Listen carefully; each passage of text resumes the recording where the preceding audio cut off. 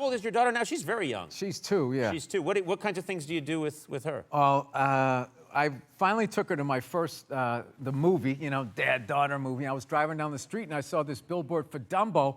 And I was like, oh, I'll take her to go see Dumbo. I didn't know it was a Tim Burton movie, right? if you look at the billboard, it looks like a cartoon. I saw it it still looks like a cartoon. So I show up, and it was like IMAX in these giant leather chairs. And I was like, wow, they're really going all out for these kids. And I sat down, and I gave her, she was sitting there with a big thing of popcorn. She's looking at me, she's eating a big smile on her face. And it didn't dawn on me that I was the only one with a kid there. It was like this 60-year-old dude sitting next to me. And I was like, look at this loser sitting here by himself going to a kid's movie.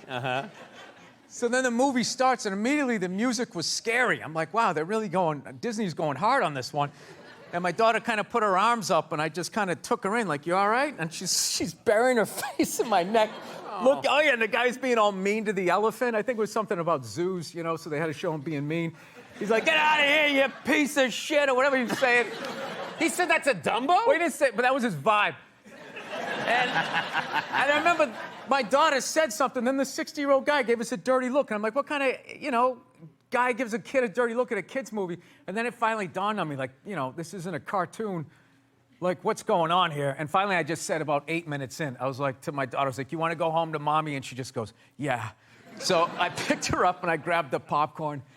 And I walked by the 60-year-old guy who was not a loser. He was smart enough to know that it was a real movie. What I will say is this reminds me of the fact that you were talking to me once and you said that when you were a kid, your mom would sometimes take you to inappropriate movies. Does it occur? You're doing the same thing to your daughter. No, she took us to the first 2 movies I saw For the Love of Benji, which was like, I think, a talking dog.